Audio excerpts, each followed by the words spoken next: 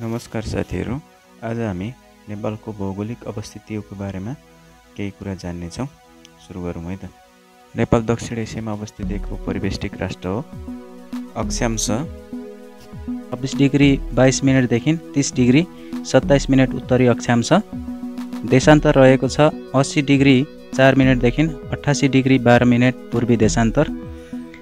नेपालले विश्वको कुल भूभागको 0.03% क्षेत्रफल ओगटेको छ भने एसियाको 0.3% क्षेत्रफल ओगटेको छ।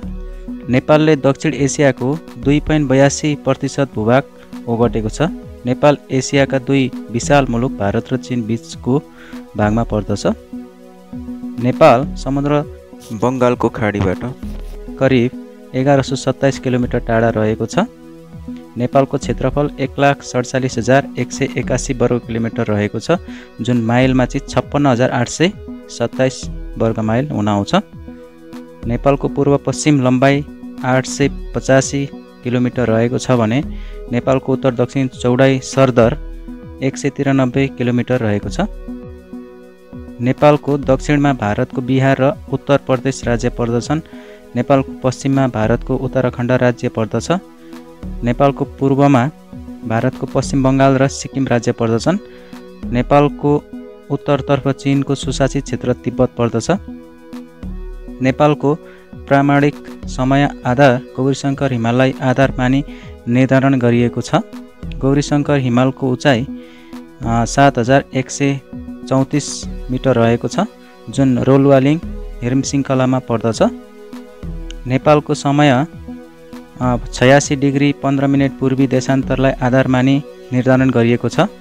नेपालको समय ग्रिनविच मानक समयभन्दा 5 घण्टा 45 मिनट छिटो रहेको छ।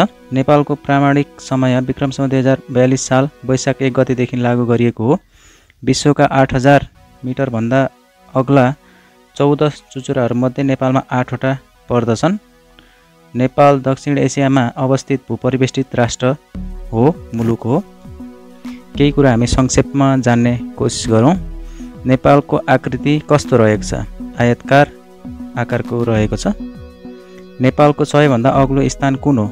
सगरमाथा, जुन 8,848.86 मिटर रहेको छ। नेपालको सबैभन्दा होचो स्थान कहाँ रहेको छ? यसको उत्तर रहेको छ मोकियापट्टी, मुसहरनिया, धनुषा, जुन चाहिँ 59 मिटर समुद्री सतहदेखि 59 मिटरको उचाइमा रहेको छ। नेपालका 3 प्रमुख भूक्षेत्रहरू कुन कुन हुन् भन्दा हिमाली, पहाडी र तराई रहेका छन्। हिमाली क्षेत्रको उचाइ कति हुन्छ?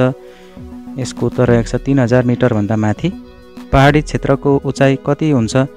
यो चाहिँ 700 देखि 3,000 मिटर बिचको चाहिँ पहाडी क्षेत्रको उचाइमा मापन गरिन्छ। तराई क्षेत्रको उचाइ कति रहेको हुन्छ भन्दा यो चाहिँ 60 देखि 300 मिटर बिचको चाहिँ क्षेत्र तराई क्षेत्रको रूपमा लिइन्छ उचाइको आधारमा। नेपालमा कति हिमाल रहेका छन्? 1300 भन्दा बढी हिमाल चाहिँ नेपालमा रहेका छन्। 8,000 भन्दा अग्ला हिमाल नेपालमा कतिवटा छन्? अघि पनि हामीले भनिसक्यौँ, 8वटा। नेपालको सबैभन्दा ठुलो जिल्ला कुन हो? यो डोल्पा हो। नेपालको सबैभन्दा सानो जिल्ला कुन हो? यो भक्तपुर हो। जनसङ्ख्या धेरै भएको जिल्ला कुन हो? काठमाडौँ। जनसङ्ख्या कम भएको जिल्ला कुन हो? मनाङ। नेपालका 3 प्रमुख नदी प्रणाली कुन कुन हुन्? यसको उत्तर रहेको छ कोशी, गण्डकी र कर्णाली।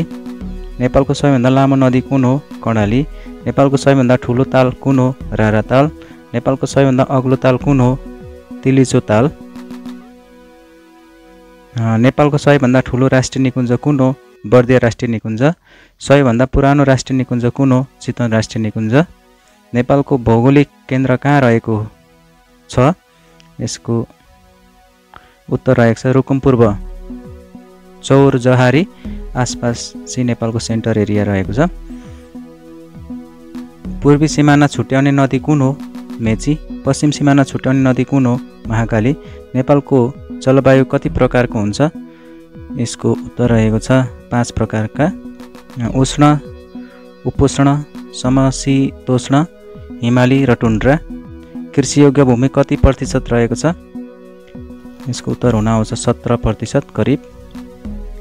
नेपालमा सबैभन्दा बढी वर्षा कहाँ हुन्छ? यसको उत्तर रहेको छ पोखरामा। सबैभन्दा कम वर्षा कहाँ हुन्छ? मुस्ताङमा। नेपालको औसत उचाइ कति हो? यसको उत्तर हुन आउँछ करिब 2565 मिटर। नेपालमा पाइने प्रमुख खनिज के हुन्? फलाम, तामा, चुन र सिसा। फलाम, तामा, चुन र सिसा। प्रमुख जलविद्युत स्रोतहरू कहाँ छन्? पहाडी क्षेत्रका नदीहरूमा छन्। नेपाल कुन टेक्टोटिक प्लेटको सिमाना पर्दछ?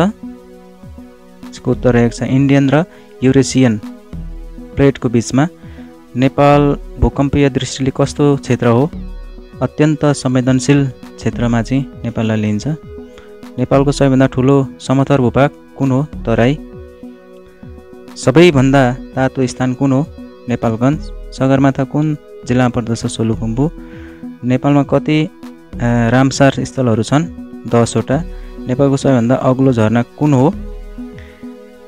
ह्याङ्गिङ झरना सिन्धुपाल्चोक। नेपालको वातावरणीय चुनौतीहरू के हुन्? वनविनाश, अव्यवस्थित सहरीकरण, जलवायु परिवर्तन। नेपालको भौगोलिक विविधताको कारण के हुन्? उचाइ अनुसारको परिवर्तनशीलता। नेपालका प्रमुख जलस्रोतहरू के हुन्? नदी, ताल, हिमताल, पर्वतीय पानी।